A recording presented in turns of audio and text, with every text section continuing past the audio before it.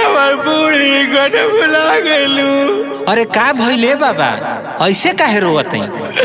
ए बाबू तनी खोल दे, हमार बुढ़िया भुला गइले बाबू। ए हमार बूढ़ी। आए बाबा रुकी रुकी, रोई मत, अभी अनाउंस करवा देते।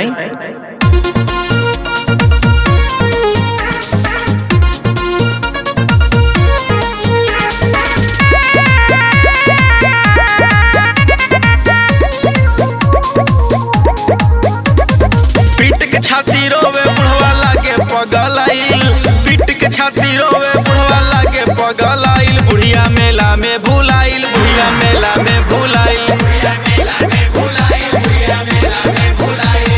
मेला के पंडाल में घुमावे रहे आइल, मेला के पंडाल में घुमावे रहे आइल। बुढ़िया मेला में भुलाइल, बुढ़िया मेला में भुलाइल।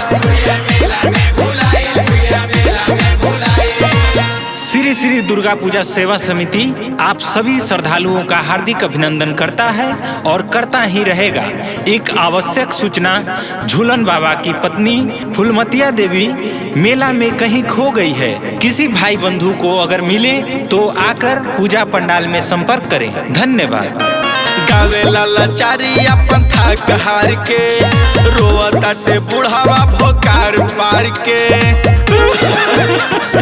गावता लाचारी अपन थाक हार के, रोवताटे बुढ़ावा भोकार पार के।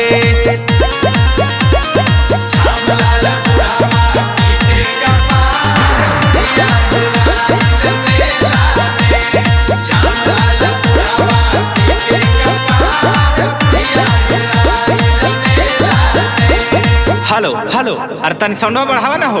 फूलमतिया देवी तक हमारी आवाज पहुंच रही है तो पूजा पंडाल में आके संपर्क करें। पता कैसे लागी नहीं खेले ले मोबाइल, पता कैसे लागी नहीं खेले ले मोबाइल। बुढ़िया मेला में भुलाई, बुढ़िया मेला में भुलाई।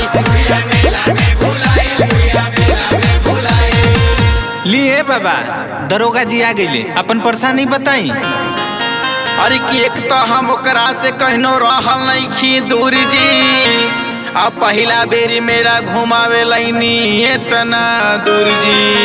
आई रही रही रही रही रही दरोगा जी। ऐसा बात है? मथवा पे आफत हमर पड़ल बा बेजोड़ जी, मथवा पे आफत हमर पड़ल बा बेजोड़ जी।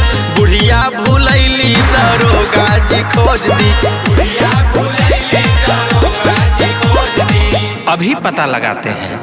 लिखी न रिपोर्ट माथा बाटे पगलाइल, लिखी न रिपोर्ट माथा बाटे पगलाइल। बुढ़िया मेला में भुलाइल, बुढ़िया मेला में भुलाइल।